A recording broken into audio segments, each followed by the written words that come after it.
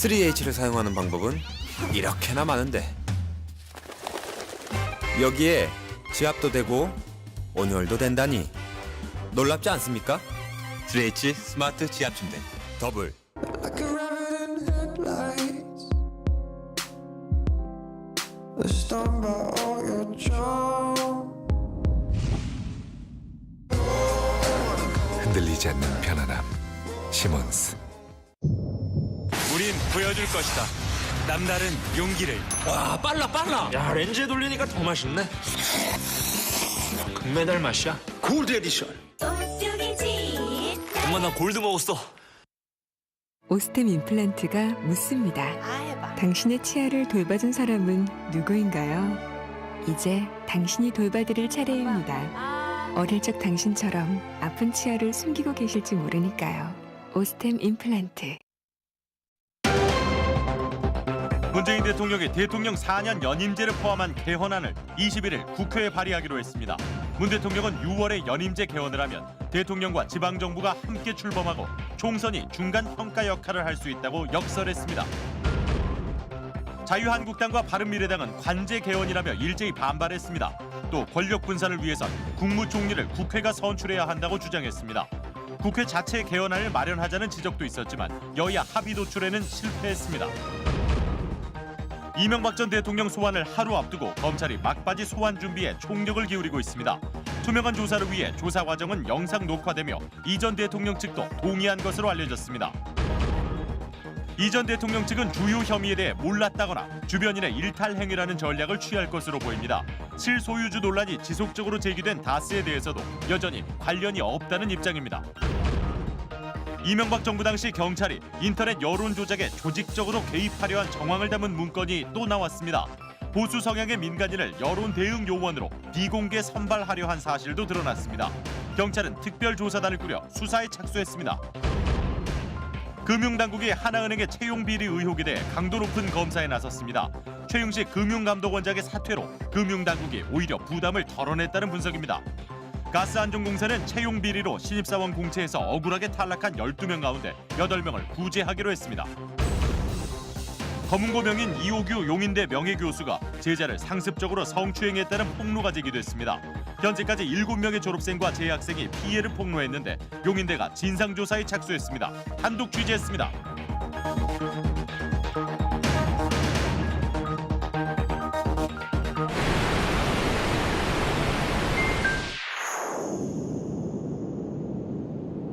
갤럭시 S9, S9 플러스. 안녕하십니까. 문재인 대통령이 개헌을 지금 왜 해야 하고 어떤 방향으로 해야 하는지 오늘 아주 구체적으로 언급했습니다. 핵심은 4년 연임의 대통령제로 헌법을 바꿔서 오는 2022년부터는 대선과 지방선거를 동시에 치르는 안을 사실상 제안했습니다. 전국 단위 선거의 횟수를 줄여 국력 낭비를 줄이고 대통령 임기 중반에 치르는 총선을 중간평가로 삼자는 겁니다. 먼저 임명현 기자가 보도하겠습니다. 국민헌법자문특위의 개정헌법 자문안을 보고받은 문 대통령은 작심한 듯 왜 지금 개헌을 해야 하느냐는 문제에 답했습니다. 자문안의 핵심은 대통령 4년 연임제. 이 안대로 헌법이 개정된다면 대통령 선거와 지방선거 시기를 일치시킬 수 있다는 겁니다. 현행대로라면 차기 대통령 선거는 2022년 3월에 시행됩니다. 또 지방선거가 올해 6월 예정된 만큼 그 다음 지방선거는 2022년 6월에 치러집니다. 따라서 이번 지방선거에서 당선될 단체장들의 임기를 3개월만 단축할 경우 대선과 지방선거를 2022년 3월 동시에 치를 수 있다는 결론에 이릅니다. 그렇게 되면 총선은 2020년과 2024년 예정된 만큼 이후엔 2년 간격으로 총선과 대선, 지방선거를 치를 수 있게 됩니다. 대통령과 지방정부가 함께 출범하고 총선이 중간평가 역할을 하는 선거체제, 정치체제가 마련될 수 있다고 설명했습니다. 문 대통령은 현행대로라면 대통령 임기 중에 보통 3차례 전국선거를 치르게 돼 국력 낭비가 심각하다고 지적했습니다.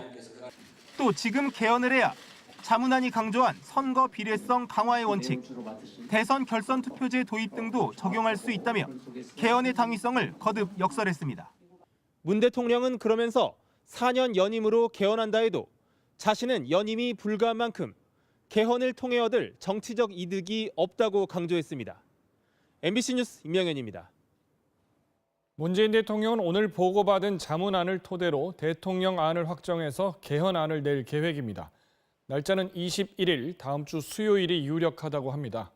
문 대통령은 이미 신년회견 때 국회가 3월 중에 개헌안을 발의하지 못하면 먼저 내겠다고 밝힌 바가 있죠. 6월 개헌 국민투표는 지난 대선 때 모든 후보들의 약속이었다는 점도 줄곧 강조해 왔었습니다. 보도 이재훈 기자입니다.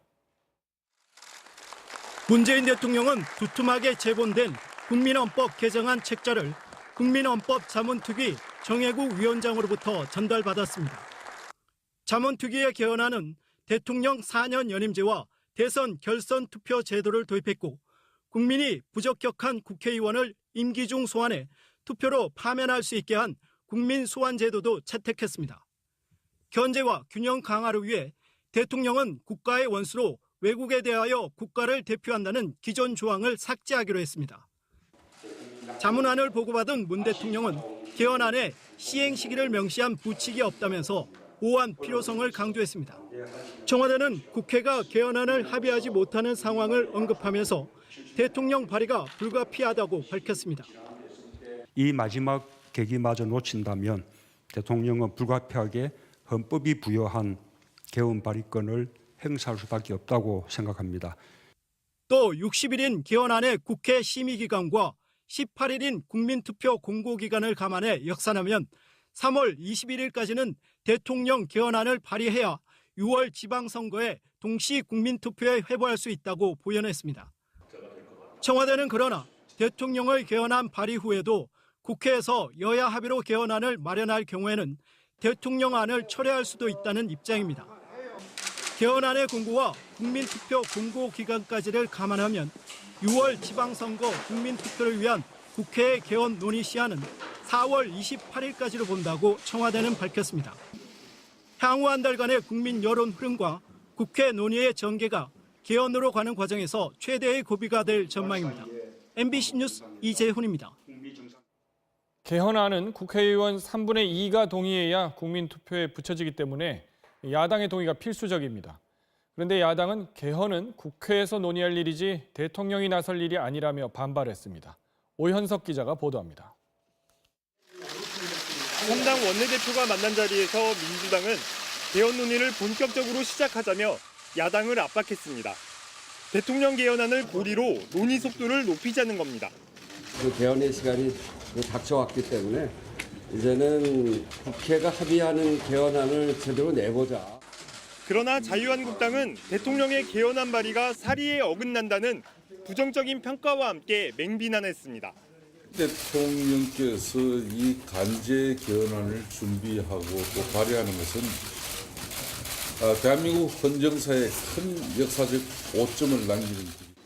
캐스팅 보트를 쥔 바른미래당은 대통령의 개헌안 발의 자체에 대해선 마땅치 않다고 했지만 국회의 개헌 논의는 진전돼야 한다며 민주당과 한국당을 동시에 다그쳤습니다.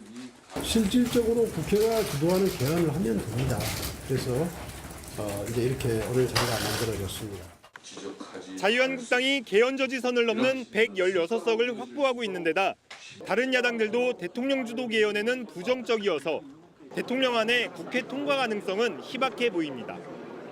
평화당은 대통령 개헌안에 국회가 들러리 서서는 안 된다는 이유로, 또 정의당은 대통령안이 부결될 경우 개헌 자체의 동력이 사라질 우려가 크다며 발의 자체에 신중을 기해달라고 주문했습니다. 특히 자유한국당과 바른미래당은 오늘 보고된 자문안에 대통령의 권한 분산이 미흡하다며 큰 불만을 나타내고 있어 구체적인 합의까지는 진통이 불가피할 것으로 보입니다. MBC 뉴스 오현석입니다. 이제 내일이면 이명박 전 대통령이 검찰청사 포토라인에 서게 되죠. 오전 9시 반입니다. 신부는 피의자로 돼 있고요. 서울중앙지검을 출입하는 김정인 기자를 연결해 보겠습니다. 김 기자, 내일 조사 앞두고 검사들, 수사관들 다 분주하겠군요.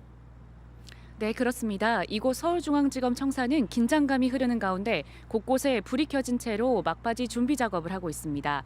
이명박 전 대통령의 검찰 출석이 13시간 정도 앞으로 다가왔기 때문인데요. 검찰은 잠시 뒤인 오늘 밤 9시부터 이 전 대통령 소환을 대비해 청사 전체를 비우고 자정부터는 통제를 시작할 예정입니다. 대검찰청 맞은편인 서쪽 출입로를 전면 폐쇄하고 일반인의 통행을 막는 등 청사 보안을 대폭 강화할 방침입니다. 박근혜 전 대통령에 이어 약 1년 만에 또다시 전직 대통령 소환 조사를 앞둔 중앙지검은 하루 종일 분주한 모습이었습니다. 100여 명의 내외신 취재진들이 이 전 대통령이 짧은 소감을 밝히기로 한 중앙지검 앞 현관에 포토라인을 설치하고 중계차 부스도 준비됐습니다. 이 전 대통령이 조사를 받게 될 1001호실이 있는 중앙지검 10층은 오늘 오전부터 출입이 엄격히 통제된 채 막바지 준비에 돌입했습니다. 박근혜 전 대통령 조사 당시와는 달리 이번엔 경호원과 의료진이 모두 10층에 대기하게 되고 이들과 수사 인력을 제외한 모든 인원의 10층 출입이 금지됩니다. 이 전 대통령이 대부분의 혐의를 부인할 것으로 예상되는 가운데 검찰은 오늘도 A4 용지 100여 장 분량이 넘는 질문지를 최종 정리하는 작업에 몰두했습니다. 이 전 대통령에 대한 대면 조사는 뇌물과 특활비 부분은 송경호 특수 2부장, 다스 관련 직권남용과 횡령 등은 신봉수 첨단수사 1부장이 맡게 됩니다. 또 조사가 이뤄지는 전 과정을 영상으로 녹화, 녹음하기로 이 전 대통령 측과 협의를 마친 것으로 알려졌습니다. 검찰은 이 전 대통령에 대한 조사를 최대한 일찍 마치려 한다면서도 단 한 차례 소환 조사인 만큼 진행 상황에 따라 조사가 늦게까지 이어질 가능성도 배제할 수 없다고 밝혔습니다. 지금까지 서울중앙지검에서 MBC 뉴스 김정인입니다. 내일 조사에서 검찰이 가장 집중할 부분은 이 전 대통령의 뇌물 수수 혐의입니다. 지금까지 나온 뇌물 수수액은 110억 원대에 달하는데요. 이 뇌물 혐의가 어떻게 결론 나느냐는 앞으로 사법 처리와 수위와 직결됩니다. 강현섭 기자가 보도합니다. 20개가 넘는 이명박 전 대통령의 혐의 가운데 핵심 쟁점은 단연 뇌물죄입니다. 도덕적 비난은 물론 형량도 가장 무겁기 때문에 검찰 수사의 승부처로 볼 수 있습니다. 검찰이 지난 주말 측근들을 소환한 것 역시 뇌물죄를 밝힐 증거를 마지막까지 찾기 위해서였습니다. 지금까지 수사로 드러난 뇌물 액수는 국가정보원 특수활동비와 삼성의 다스 수입료 대납 금액 등 민간에서 받은 돈을 합해 110억 원대에 이릅니다. 이 가운데 17억 원에 이르는 국정원 특활비는 돈을 건네고 받은 쪽 모두 정점은 이명박 전 대통령이라고 실토했습니다. 이 때문에 검찰은 김백준 전 기획관을 재판에 넘기면서 김 전 기획관은 방조범, 이 전 대통령을 주범이라고 못 박았습니다. 검찰은 삼성이 대납한 다스의 수입료 70억 원을 이 전 대통령에게 제공한 뇌물로 보고 있습니다. 2명의 재산관리인을 구속하면서 검찰은 이 전 대통령에 대해 다스의 실주주, 실제 주인이라고 표현했습니다. 삼성이 다스의 주인이 이 전 대통령임을 알고 뇌물 차원에서 돈을 건넸다는 얘기입니다. 만사 형통으로 불리던 형과 맞사이를 통해 불법으로 받은 돈 30여 억 원도 이 전 대통령을 겨누는 비수가 되고 있습니다. 당시 후보 신분이어서 뇌물죄 적용은 불가하다는 이 전 대통령 측 주장에 대해 검찰은 대통령 당선이 확정적이었던 만큼 사전 수뢰죄를 적용하면 처벌이 가능하다고 못 받고 있습니다. 그동안 든든한 방패막이 역할을 했던 측근들의 잇따른 진술 번복과 자술서 제출, 영포빌딩 비밀창고에서 물증까지 대거 발견한 검찰은 뇌물죄 입증을 자신하고 있습니다. 이명박 전 대통령이 어떤 전략으로 맞설지 주목됩니다. MBC 뉴스 강현섭입니다. 네, 이 전 대통령은 오늘도 하루 종일 집에 머물면서 내일 검찰 조사에 대비하고 있는 것으로 보입니다. 집 앞에 나가 있는 김미희 기자를 연결합니다. 김 기자, 거기 취재진이 많이 몰려 있을 것 같은데 이명박 전 대통령 모습이 보이던가요? 네, 이 전 대통령 모습은 오늘은 보이지 않았습니다. 대신 이곳은 낮부터 모여든 취재진들로 북새통을 이루고 있고요. 시간이 지날수록 경찰 등 경호 인력들도 모여들고 있습니다. 이 전 대통령은 하루 종일 자택에 머물면서 변호인단과 함께 소환에 대비한 답변 준비를 한 것으로 전해졌습니다. 이 전 대통령은 말 그대로 두문불출, 며칠째 사저에만 머무르며 바깥 출입을 하지 않고 있습니다. 커튼도 보통 하루 종일 내려져 있어서 적막감마저 감도는데요. 오늘 오후엔 이례적으로 잠시 커튼이 걷히면서 총소하는 모습이 보이기도 했습니다. 이 전 대통령 측은 이에 앞서 혐의를 인정할 수 없다는 기존 입장을 거듭 밝혔습니다. 아직도 여전히 혐의는 전면 부인하시고 있는 상황인가요? 그런 것으로 알고 있습니다. 포토라인에서 발표할 입장문도 다듬은 것으로 전해졌습니다. 오늘도 혐의를 인정할 수 없다 이렇게 밝혔기 때문에 내일도 표적 수사다, 정치 보복이다라는 메시지를 주로 전달할 것으로 예상됩니다. 아울러 최측근인 정동기 전 민정수석이 변호인단에서 배제된 부분에 대해서도 오늘 강한 유감을 표시했었는데요. 알려진 것처럼 정 전 수석은 과거 BBK 주가 조작 사건 수사를 담당한 이력 때문에 변호인단에 참여할 수 없다는 유권 해석이 나왔죠. 대신 합류한 김병철 변호사가 강훈, 피영현 변호사와 함께 내일 조사에 동석할 예정입니다. 이 전 대통령 측은 또 검찰이 전직 대통령 예우를 지킨다고 한 만큼 심야 조사는 생각하지 않고 있다고 밝혔습니다. 지금까지 이명박 전 대통령 자택 앞에서 MBC 뉴스 김미희입니다. 이명박 전 대통령의 방어 논리는 나는 몰랐다, 모르쇠 전략입니다.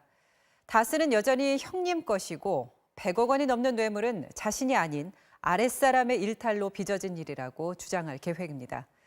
때문에 이번 수사는 이명박 전 대통령과 이른바 아랫사람들과의 싸움이 될 거란 전망도 있습니다. 조국형 기자입니다. 이명박 전 대통령은 여전히 다스는 형님 것이라고 반박합니다. 영포빌딩 지하 비밀 창고에 물증이 나와도 조카의 녹취와 재산관리인의 진술이 있어도 그 입장은 변하지 않고 있습니다. 이면 계약서나 차명 지분 계약서가 있는 것도 아니지 않느냐며 반발하는 대목에서는 검찰이 절대 다스의 실소유 관계를 입증하지 못할 것이라는 자신감마저 엿보입니다. 증거가 드러난 대목은 본인은 몰랐다고 발뺌합니다. 삼성이 70억 원에 달하는 다스 수임료를 대신 납부해줬다는 사실을 자신은 전혀 알지 못했다고 펄쩍 뛰다가 청와대에서 에이킨건프의 김석한 변호사를 만난 사실이 드러나자 한미 FTA 관련 얘기만 나눴다고 해명했습니다. 국정원 특활비는 상납 구조가 있는 줄도 몰랐다고 주장하고 있습니다. 그런 구조를 몰랐던 만큼 자신의 최측근인 김백준 전 기획관이나 장다사로 전 기획관이 특활비를 받은 사실도 몰랐다는 겁니다. 이팔성 전 우리금융지주 회장, 김소남 전 의원 등에게 받은 수십억 원도 자신은 알지 못했지만 부정한 돈을 받았더라도 뇌물이 아닌 정치자금이라는 논리를 펴고 있습니다. 정치자금법 위반의 경우 7년의 공소시효가 이미 끝나 처벌이 어렵기 때문입니다. 결국 검찰의 예봉이 날카로운 뇌물 혐의는 아랫사람의 일탈로 주장할 것으로 보입니다. 도덕적 비난은 감수하더라도 법적 처벌은 피하겠다는 전략입니다. 이 때문에 이번 수사는 검찰과 이 전 대통령의 싸움이 아니라 이 전 대통령과 한때 그를 모셨던 최측근 간의 싸움이 될 것이라는 관측도 나오고 있습니다. MBC 뉴스 조국현입니다. 이명박 전 대통령 측은 재정적인 어려움도 호소했습니다. 변호사를 선임하는 돈이 너무 많이 들어 현금이 부족하다는 겁니다. 돈이 부족하다. 도대체 재산이 얼마 있길래 그런 말을 했을까요? MBC 취재진이 수사 중인 차명 재산은 빼고 드러난 것만 따져봤습니다. 이정훈 기자입니다. 재산이 없는 이유에 대해 이 전 대통령 측은 대부분을 청계재단에 기부한 탓이라고 말했습니다. 전 재산을 사회 환원하셨습니다. 서울시장 4년 동안 월급도 한 푼도 안 받으셨고요. 지금 사실은 변호인단은 매우 큰 돈이 들어가는데 그 외에 약간의 어려움이 있습니다. 2006년 임기가 끝난 서울시장 시절까지 언급했지만 7년 뒤 대통령 퇴직 후 신고한 재산만 봐도 적지 않은 규모입니다. 2013년 관보에 공시된 이 전 대통령의 재산은 46억 3천여만 원. 이 중 예금은 9억 5천여만 원이었습니다. 전직 대통령 예우에 관한 법률에 따라 퇴임 후 매월 1,200만 원씩, 지금까지 8억여 원의 연금도 받았습니다. 경호와 경비, 사무실 운영과 통신, 교통, 진료까지 정부가 지원하는 걸 감안하면 현금 규모가 크게 줄어들었다고 보기는 어렵습니다. 부동산도 살펴봤습니다. 작년 기준 이 전 대통령 내외가 보유한 대지와 주택의 공시가격은 68억여 원. 시세를 적용하면 100억 원을 훌쩍 넘깁니다. 논현동에서 거래된 50억 이상의 이제 고가 주택의 평당가를 평균을 내서 계산 금액이고요. 이명박 대통령 자택에 적용한 결과 131억 원 정도가 송출됐습니다. 혐의의 중심인 차명 재산을 제외하더라도 당장 확인 가능한 재산만 이 정도인데 왜 돈이 없다는 말을 꺼냈을까? 이 전 대통령 측은 대형 로펌에 문의하니 변호사 선임 비용을 시간당 90만 원, 1년 재판에 100억 원을 요구해 선임을 포기했다고 밝혔습니다. 시간당 90만 원. 법조계에선 이 정도면 이 전 대통령이 전직 대법관, 즉 가장 비싼 정관 변호사를 수임하려 한 거라 말합니다. MBC 뉴스 이정은입니다. 네, 2012년 대선을 앞두고 경찰이 인터넷 여론에 적극적으로 개입한 정황이 담긴 내부 문건을 어제 MBC가 보도했죠. 관련 문건이 또 나왔습니다. 다음 아고라, DC인사이드 같이 인터넷에서 친숙한 사이트조차 종북 성향으로 분류했고 게시글의 내용에 따라 핵심 세력, 동조 세력, 불만 세력으로 나눠 감시했습니다. 김지경 기자입니다.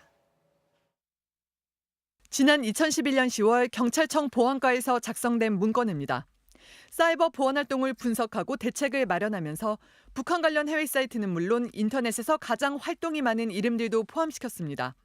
다음 아고라와 DC 인사이드, 서프라이즈 같은 사이트를 종북 성향자들의 활동 무대로 분류한 겁니다. 경찰은 안보를 해치는 자료들이 국내 종북 좌파와 연계해 무차별적으로 전파되고 있다며 대책도 내놨습니다.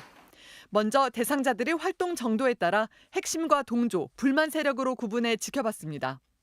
인터넷 게시물도 내용에 따라 등급을 나눴는데 국가보안법 폐지나 주한미군 철수를 주장하거나 정부 정책을 비난하는 것도 사법처리 기준으로 삼았습니다. 보안국의 수사 영역이 아닙니다, 애초에. 경찰이 손을 대는 것 자체가 정치 관여고 사회 여론을 갖다가 조작하는 것이죠. 경찰의 편향된 인식도 확인됐습니다. 경찰은 국내 사이버 종북 세력을 설명하며 정교조의 영향을 받은 세대들이 여론 주도층으로 등장했기 때문이라고 분석했습니다. 반대로 일부 극우 성향의 단체들을 건전한 보수로 규정하면서 유대 관계를 강화할 것을 대책으로 내놨습니다. MBC 뉴스 김지경입니다. 이렇게 인터넷 여론 조작에 경찰이 가담했다는 증거가 속속 드러나고 있는데요. 경찰이 보수단체에서 활동하는 일반인들을 여론 대응요원으로 선발하기 위해서 구체적인 계획도 마련했던 것으로 확인됐습니다. 박윤수 기자입니다. 대선을 앞둔 지난 2012년 2월 경찰청 보안국이 만든 사이버 안보 신고 요원 운영 계획입니다. 사이버 공간의 안보 위해 요소가 광범위하게 유포되고 있어 수사관만으로는 한계가 있다며 민간인 선발의 필요성을 언급합니다. 임무는 비공개 커뮤니티부터 게임이나 일상생활 커뮤니티에서 활동하며 이른바 안보 위협 요소의 색출, 사이버상 활동이 활발한 보수단체와 접촉해 운영진에게서 추천을 받고 면담을 실시해 심사 대상자로 선정하겠다는 단계별 모집 계획까지 세웠습니다. 경찰 스스로도 정치적 중립성 논란을 의식한 듯 선발은 비공개로 추진하겠다고 적시했습니다. 조직 운영을 하는 데 있어서의 내용들을 보면 굉장히 체계적으로 이루어집니다. 그 내용들을 확인하면은 단순한 댓글 부대 이상의 조직적 관여로 생각이 됩니다. 불리한 여론이 퍼지면 보수단체를 대규모 동원하겠다던 2011년 계획과도 맞아떨어집니다. 다른 문건에선 극우 성향의 일부 단체가 대표적 사이버 안보단체로 꼽혔습니다. 하지만 당시 경찰청장들은 지시하지도 보고받지도 않았다고 모르쇠로 일관했습니다. 네, 황당한 이야기입니다. 7만 명 이야기는 언론 보도 보고 처음 안 거예요. 모르겠어요. 그건 그런 일이 있었는지 저는 기억이 안 나는데 보거나 이런 것도 저는 기억이 없습니다, 전혀. 경찰은 문건은 계획일 뿐 실행되지 않은 걸로 파악됐다고 밝혔지만 구체적인 정황이 확인된 만큼 보수단체와 광범위한 가능성에 대한 조사가 불가피해 보입니다.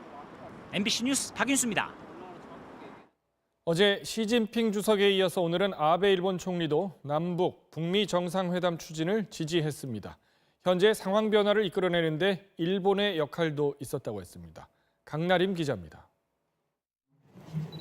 이번 기회를 단순히 시간 벌기용으로 이용할 것 같지는 않다. 서훈 국정원장을 만난 자리에서 북한에 대한 아베 총리의 평가가 부드러워졌습니다.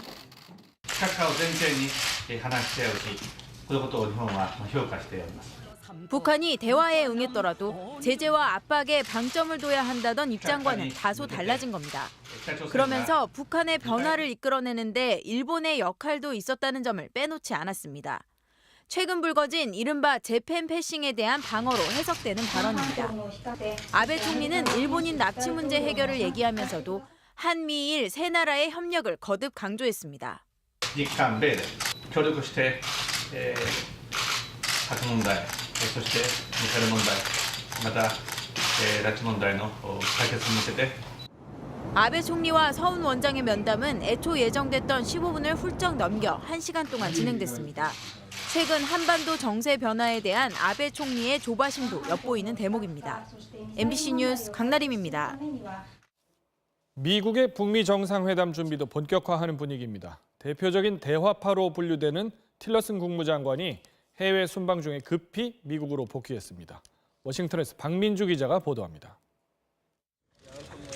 아프리카 순방에 나섰던 틸러슨 미국 국무부 장관이 일정을 단축하고 오늘 급거 귀국했습니다. CNN 방송은 우리 시간으로 내일 백악관에서 북미 정상회담 준비를 위한 회의가 소집됐으며 틸러슨 장관의 조기 귀국과 관련이 있다고 보도했습니다. 틸러슨 장관도 회담과 관련해 아직 북한에 직접 연락은 없었다면서도 정상회담을 위해 몇 가지 준비할 일이 있다고 말했습니다. There will be several steps will be necessary to agree on a location, agree on the scope of those discussions. It's very early stages. 틸러슨 장관은 북미 정상회담 개최지는 양쪽 모두 확신하는 중립적인 장소여야 한다는 견해도 밝혔습니다. 트럼프 행정부 안에서 대표적인 대화파로 통하는 틸러슨 장관은 그동안 대북 채널을 가동 중이라는 사실을 여러 차례 강조해왔습니다. 이런 이유로 틸러슨 장관이 회담 조율 과정에서 대북 특사를 포함한 모종의 역할을 할 가능성이 제기되고 있습니다. 특히 주한 미국 대사가 공석인 데다 조셉 윤 대북정책 특별대표까지 사임해 마땅한 북한 전문가가 없는 상황도 틸러슨 장관 역할론에 힘을 실어주고 있습니다. 워싱턴에서 MBC 뉴스 박민주입니다. 채용 비리를 조사하던 수장이 오히려 채용 비리 문제로 사퇴하고 나자 금감원이 오히려 고삐를 더욱 쬐고 있습니다. 금감원장의 낙마에는 하나은행 경영진의 정보 흘리기가 있었을 가능성도 어제 전해드렸는데 이 부분도 금융당국이 조사하기로 했습니다. 김재경 기자가 보도합니다. 최영식 원장 사퇴 이후 직무대행 체제로 전환된 금감원. 회의가 1시간 앞당겨지는 등 급박한 분위기 속에 특별검사팀이 꾸려졌습니다. 모두 3개 반, 18명의 검사팀은 이례적으로 10년 이상 경력의 베테랑들로만 채워졌습니다. 검사팀은 오후부터 곧바로 하나은행 채용비리 검사에 나섰습니다. 원장 낙마 사태를 불러온 근원지를 정밀하게 조준한 겁니다. 최종구 금융위원장도 인력과 기간 제한 없이 발본색원하겠다며 지원 사격에 나섰습니다. 금감원장 사퇴도 중단 없는 비리 조사를 위해 어쩔 수 없이 이루어진 조치였음을 내비쳤습니다. 잘못을 시인하고 그 책임을 지고 사임한 것이라고 보기는 어렵다고 봅니다. 본인이 걸림돌이 되어서는 안 되겠다는 뜻에서 사임한 것으로. 최 위원장은 사퇴한 금감원장 관련 제보를 하나은행 경영진들이 사전에 알고 있었다는 게 일반적 추론이라며 의도된 폭로인지도 검사하겠다는 의지를 보였습니다. 실제 하나은행 노조 쪽에선 2달 전부터 고위 임원이 최응식 금감원장이 곧 옷을 벗을 거라는 말을 흘리고 다녔다는 말도 나오고 있습니다. 금융감독원과 하나금융 사이 깊어진 골이 이번 사태를 불러왔지만 결과적으로 금융당국의 채용비리 조사는 더욱 속도를 내게 됐습니다. MBC 뉴스 김재경입니다. 채용 비리로 인한 부정 입사가 확인되면 억울하게 떨어진 사람들은 어떻게 될까요? 애초 다녔어야 할 직장으로 8명이 뒤늦게나마 입사하게 됐다는 소식입니다. 채용 비리 조사가 진전되면 이런 사례가 늘 것으로 보입니다. 조현영 기자가 보도합니다. 2년 전 한국가스안전공사 시험에 응시했던 A씨. 면접까지 잘 봤다고 생각했지만 결과는 불합격이었습니다. 1년 가까이 다시 취업 준비를 해 다른 직장에 입사했다가 지난 6일 가스안전공사 인사불안 전화가 왔습니다. 합격이란 겁니다. 만감이 교차했는데요. 하필 규정이라는 생각이 제일 많이 들더라고요. 많이 아깝기도 하고 어쨌든 시간적으로든 금전적으로든 잃어버린 부분이잖아요. 가스안전공사는 A씨처럼 지난 2015년과 2016년 면접에서 순위 조정으로 억울하게 탈락한 8명을 하반기에 입사하게 했습니다. 당시 사장이 여성이다, 집이 멀다 등의 이유를 붙여 마음대로 떨어뜨린 사람들입니다. 연일 터지는 채용비리 뉴스에 분개하던 취업준비생들은 이제야 제대로 돌아간다며 환영했습니다. 늦은 감은 없지 않아 있지만 그래도 지금이라도 이렇게 진행이 되어서 다행이라는 생각이 듭니다. 그거는 당연하고 뭐 보상이나 이런 거는 뭐 해주면 좋겠지만 저는 안 해줘도 붙여주기만 하면 좋을 것 같아요. 채용 비리 때문에 합격 점수를 받아놓고도 불합격한 피해자가 적어도 100명은 될 걸로 예상됩니다. 정부는 앞으로 3, 4개월 뒤면 이러한 피해자들이 구제받는 사례가 줄을 이을 걸로 보고 있습니다. 다만 실제 구제를 받기 위해서는 재판 과정의 공소장 등 채용 비리 피해자라는 것이 명확히 입증되는 공식 자료가 필요합니다. MBC 뉴스 조현용입니다. 이번엔 미투 관련 소식입니다. 검은고 명인이자 용인대 명예교수인 이호규 씨가 제자들을 상습적으로 성추행했다는 폭로가 잇따라 나왔습니다. 홍신영 기자의 단독 보도입니다. 검은고 명인 이호규 용인대 명예교수입니다. 국립국악원 연주단 부악장을 지낸 국악계 원로입니다. 무형문화재 전수조교로 수십 년간 학생들을 가르쳤습니다. 그런 그가 제자들을 상습적으로 성추행했다는 폭로가 나왔습니다. 뒤로 와서 안으신 상태로 1차를 되잖아요. 그러면서 아랫배 계속 여기 만지시고 그렇게 하긴 한데 그 자리에서 내색을 할 수가 없었기 때문에. 학생들 사이에서 이 교수의 성추행은 공공연한 사실이었습니다. 신입생 오리엔테이션 할 때 마주치게 되면 좀 피해다녀라 얘기를 좀 들었고 만지고 이러는 거 조심하라고. 연주자라는 법을 알려준다며 가슴을 만졌다. 복식호흡법을 알려준다며 눕히고 올라탔다. 현재까지 피해 사실을 폭로한 용인대 졸업생과 재학생은 7명입니다. 개인 교습을 받으러 찾아갔다가 국악인의 꿈을 접었다는 피해자도 있습니다. 아픈 신용을 내기도 하고 별별 짓을 다 해도 피해 갈 수가 없었어요. 그래서 그만둔 거예요. 이 피해자는 자신의 동생도 국악고등학교 재학 시절 같은 피해를 당했다고 증언했습니다. 어린애들이잖아요. 미성년자였었던 거예요. 국악계라는 게 참 작아요. 문제를 제기하고는 아무것도 못해요. 용인대는 조사에 착수했고 명예교수직 박탈 여부도 논의하겠다고 밝혔습니다. 성추행 사실 확인을 위해 이 교수에게 연락했지만 답변을 받지 못했습니다. MBC 뉴스 홍신영입니다. 안희정 전 충남지사의 비서 성폭행 사건을 수사하고 있는 검찰은 오늘 충남도청을 압수수색했습니다. 안 전 지사에게 성폭력을 당했다는 또 다른 피해자가 있을 가능성도 제기됐습니다. 이준범 기자가 취재했습니다. 검찰은 오늘 오후 5시 충남도청을 압수수색했습니다. 도지사실과 도지사 관사 2곳이 대상으로 검사 3명과 수사관 16명이 투입됐습니다. 검찰 관계자는 범행 장소로 지목된 곳은 아니지만 정황 증거 확보를 위한 것이라고 설명했습니다. 도지사와 수행비서라는 상하관계에서 저항하지 못했다는 김지은 씨의 주장과 성관계의 강제성은 없었다는 안희정 전 지사의 진술이 엇갈리면서 두 사람 관계를 따져보려면 이를 입증할 만한 객관적 증거가 필요하다는 판단으로 보입니다. 이런 가운데 전국 성폭력 상담소 협의회는 미투 운동을 왜곡하려는 움직임이 있다고 강하게 비판하면서 또 다른 피해자가 등장할 가능성을 내비쳤습니다. 어떤 특정인에 대해서 말을 할 수는 지금 없습니다. 제보가 있고 다른 피해가 있다고 알고 있다라는 것이고요. 이에 대해 안 전 지사의 변호인 측은 전혀 확인된 바가 없다고 밝혔습니다. MBC 뉴스 이준범입니다. 오늘 국회 사법개혁특별위원회 전체 회의에서는 이례적으로 검찰총장이 출석했습니다. 검경 수사권 조정, 공수처 설치 같은 굵직한 사법개혁 현안들이 논의될 예정이었는데요. 강원랜드 채용 비리로 수사를 받고 있는 염동열 의원은 사법개혁특위위원 자격이 없다라고 민주당이 반발하면서 하루 종일 파행을 빚었습니다. 박소희 기자입니다.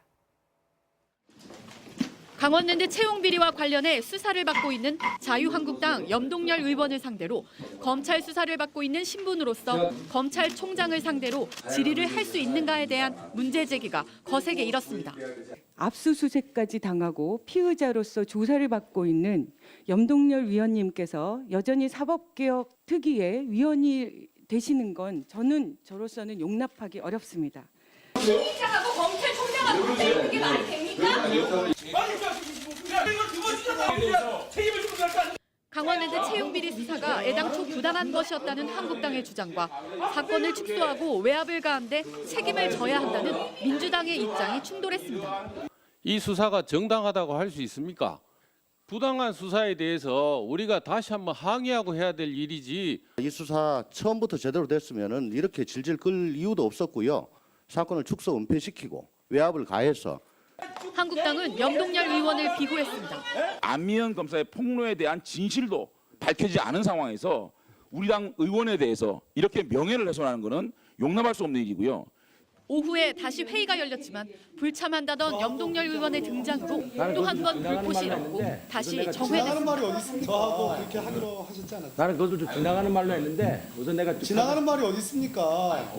자격 논란으로 고성이 오고 가는 속에 14년 만에 처음으로 국회에 출석한 검찰총장은 머쓱한 표정으로 자리를 지켰습니다. MBC 뉴스 박소희입니다.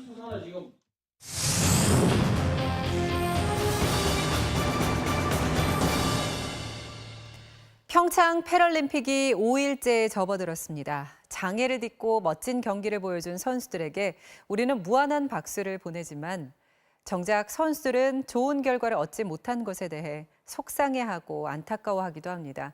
선수들의 표정과 마음을 담았습니다. 이명노 기자입니다.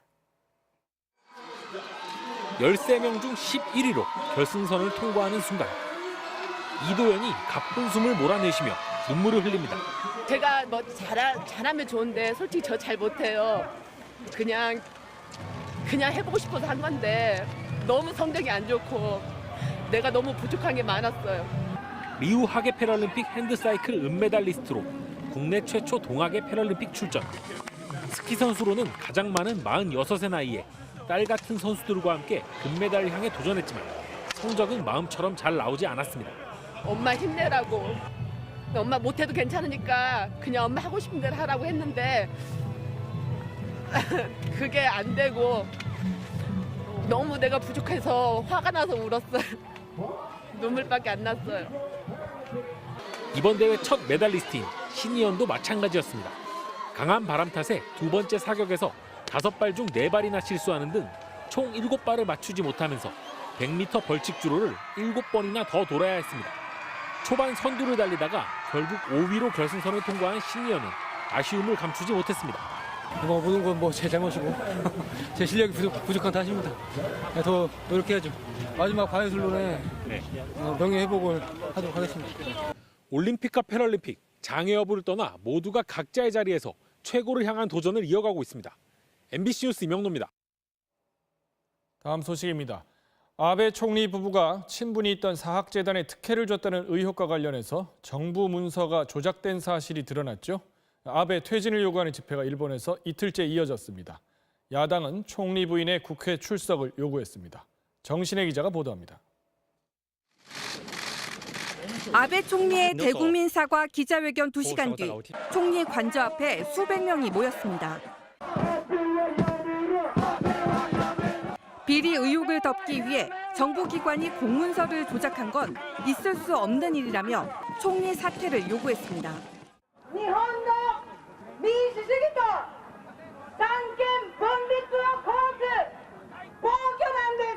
도쿄 도심에서는 이틀째 항의 집회가 이어졌고 시민단체들은 정부의 문서 조작에 대한 고발장을 준비하고 있습니다.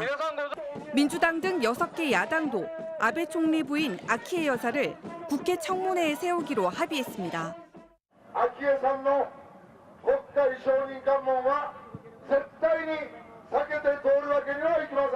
내각 총사퇴 요구도 거세지는 가운데 정부 문서 조작에 관여한 의혹을 받고 있는 아소 부총리의 퇴진 찬성 여론은 이미 70%를 넘었습니다.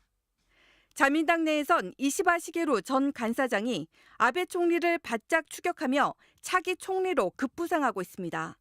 오는 9월 자민당 총재 선거에서 세 번째 연임을 노렸던 아베 총리. 검찰 조사 위기에까지 몰리면서 장기 집권의 꿈도 불투명해졌다고 일본 언론들은 전하고 있습니다. MBC 뉴스 정신혜입니다.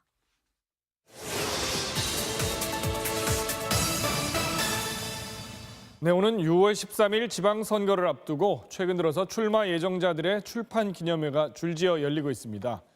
그런데 선거철의 출판 기념회는 책을 낸 걸 기념하는 자리라기보다 선거 자금을 모으는 창구로 변질됐다는 지적이 나온 지 오래입니다. 오늘 새로 고침은 그 이유는 뭔지, 왜 고쳐지지 않는지 짚어봅니다. 박영애 기자, 네. 정치권 인사들의 출판 기념회 얼마나 많이 열리고 있습니까? 네, 언론에 보도된 것만 추려봤는데요. 2달이 채 안 되는 동안 무려 90개 가까이 됐습니다. 네. 저희 취재팀이 놓친 게 있을 수도 있으니까 이것보다 더 많을 수도 있습니다. 특히 3월 들어서는 55개가 확인됐습니다. 하루 평균 4개 꼴입니다. 토요일에는 10개가 넘게 몰렸습니다. 마치 무슨 결혼식 같습니다. 네. 책 제목에는 주로 자신이 출마할 지역이나 정책이 담겼고요. 출마 지역 도시를 여러 곳 돌아다니면서 같은 책 한 권으로 3번이나 기념회를 여는 경우도 있었습니다. 이렇게 선거 서너 달 전에 집중되는 이유가 있죠? 네, 맞습니다. 선거 90일 이전까지만 출판 기념회가 허용됩니다. 그게 바로 내일입니다. 그래서 모레부터는 출판 기념회가 싹 사라집니다. 네. 올해 선거가 유독 심합니다. 지방선거이기 때문입니다. 국회의원과 달리 지방선거는 후보 등록 전 예비 후보는 후원회를 둘 수가 없습니다.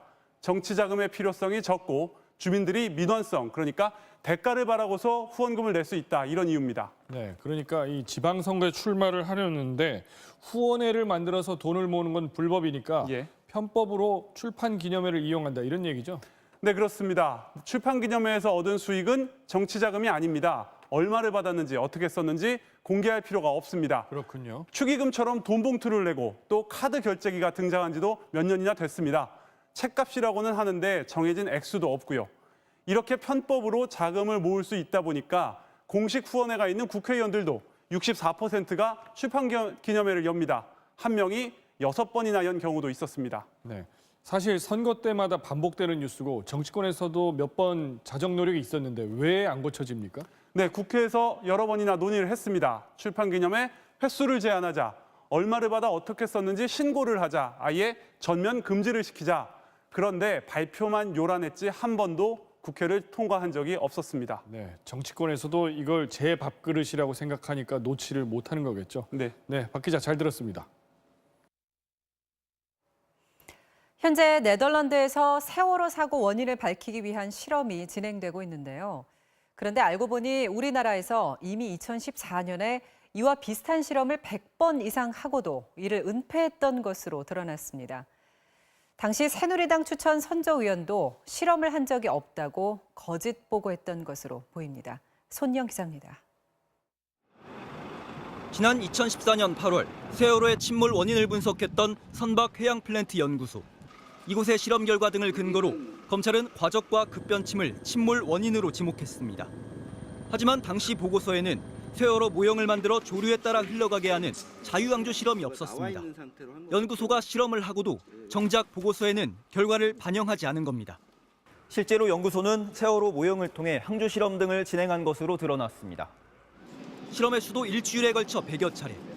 선체조사위원회는 당시의 실험 조건과 결과가 지난 1월 네덜란드 해양연구소에서 진행한 것과 비슷하다고 판단했습니다. 두 실험 모두 급변침 현상은 보고되지 않았습니다. 뭔가 숨기는 게 있지 않았을까. 그 존재 자체를 4년 동안 숨긴 것은 매우 중대한 범죄 행위라고 생각합니다. 당시 새누리당 추천 선조위원은 실험을 총괄하고도 관련 실험을 하지 않았다고 거짓 보고한 것으로 드러났습니다. 그분은 이 선체조사에서 좀 배제가 되었으면 좋겠습니다. 크리소하고 그때 책임자하고는 고소를 해야 되지 않나. 연구소 측은 평형수 등 실험 조건이 달라졌고 시간도 부족해 최종 보고서에는 포함시키지 않은 것이라고 해명했습니다. MBC 뉴스 손영입니다. 공장을 옮기느냐 남느냐. 한국제임이 정부와 계속 줄다리기를 하는 가운데 오늘 외국인 투자 지역 지정을 신청했습니다. 최대 7년간 세금을 큰 폭으로 깎아주는 제도인데요. 어쩐지 우리 정부가 곤혹스러워하는 분위기가 역력합니다. 신지영 기자가 살펴봤습니다. 외국인 투자 지역의 혜택은 상당합니다. 5년 동안 법인세 100% 면제, 이후 2년간은 50%가 면제됩니다. 또 15년 동안 취득세와 재산세를 감면받고 국유지도 싸게 빌릴 수 있습니다. 대신 3천만 달러, 약 320억 원 이상을 들여 공장을 새로 짓거나 증설하겠다는 계획을 내고 정부 승인을 받아야 합니다. 일자리가 사라질 걸 걱정하는 정부가 적극적으로 검토할 수 있을 것 같지만 현실은 그렇지 않습니다. 바로 이 제도 때문에 우리나라가 EU, 유럽연합에 의해 조세회 피처 블랙리스트에 올랐기 때문입니다. EU는 지난해 12월 재무장관 회의를 열고 외국인 투자 지역 제도가 내국 기업과 외국 기업을 차별해 투명성이 떨어진다는 이유로 한국을 조세회 피처 블랙리스트 국가로 규정했다가 개선 약속을 받고서야 그레이 리스트로 한 단계 낮춰주었습니다. 결국 정부로선 외국인 투자 지역을 새롭게 지정하는 것 자체가 큰 부담인 상황에서 GM의 신청을 받아주지 않으면 차별 대우한다는 공격을 받게 되는 함정에 빠지게 된 겁니다. 또 GM이 단순히 생산 라인 정도만 교체하고 공장을 증설한 것이라고 주장한 걸 외투 지역 조건을 충족했다고 들어줬다간 특혜 시비에 휘말릴 가능성이 높습니다. 지금까지 이런 선례는 없었을 거예요. 근데 이번 경우 같은 경우는 워낙 이제 그 국가 경제뿐만 아니라 지역 경제에 미치는 효과가 굉장히 크기 때문에 또 약간의 좀 특별한 케이스라고 볼 수 있는 거죠. GM 본사의 대남만 사장은 외신과의 인터뷰를 통해 시간이 부족하며 모두 긴급하게 움직여야 한다고 말하면서 우리 정부를 강하게 압박했습니다. MBC 뉴스 신지영입니다.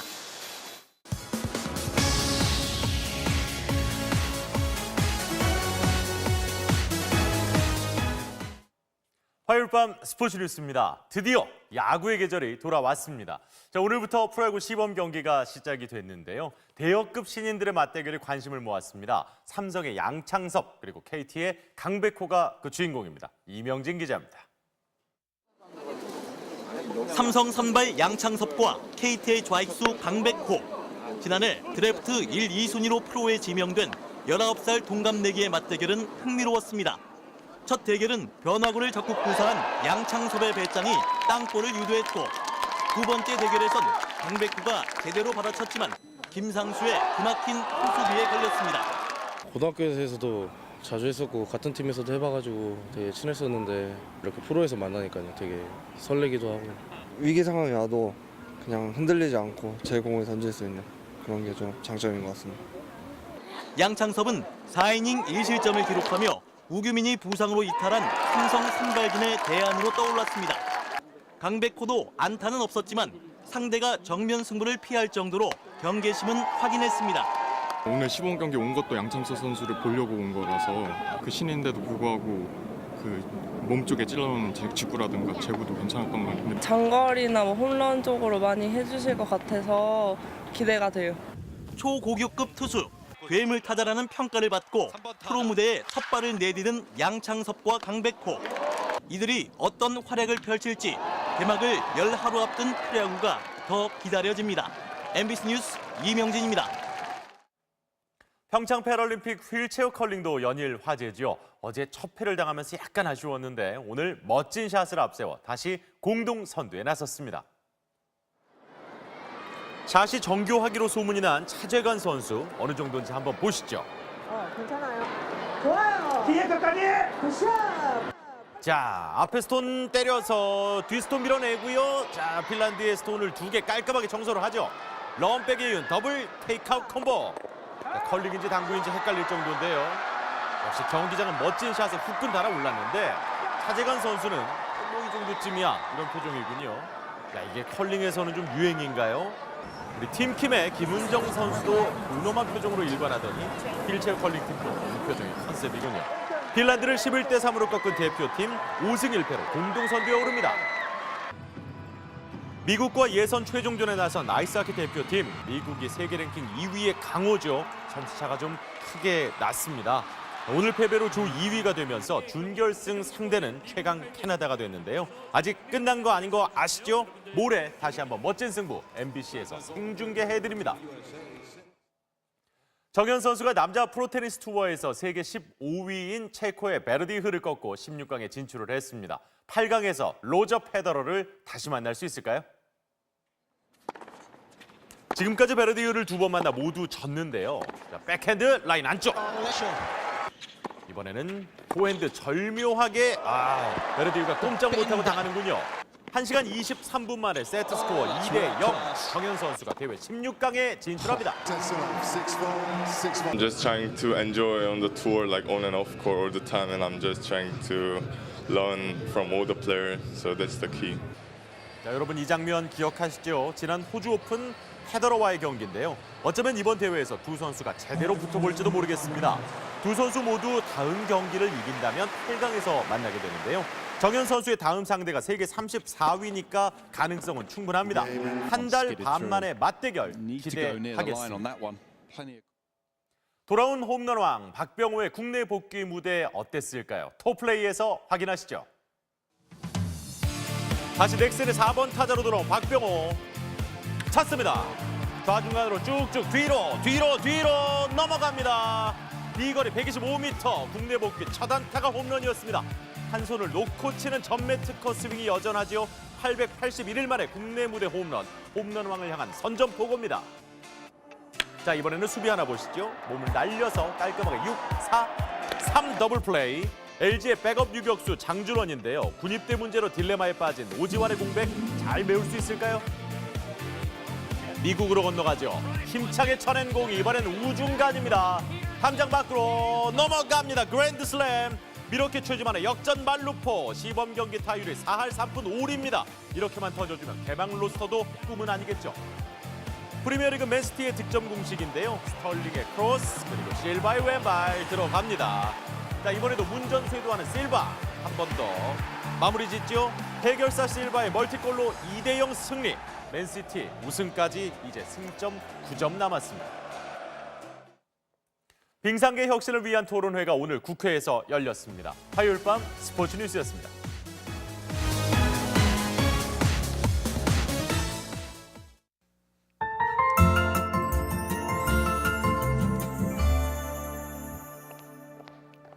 따스한 봄바람이 미세먼지마저 밀어냈습니다. 서울 여의도 모습인데요. 답답했던 어제와 달리 오늘은 가시거리가 15km까지 탁 트이면서 강 건너 높은 건물이 선명하게 드러났습니다.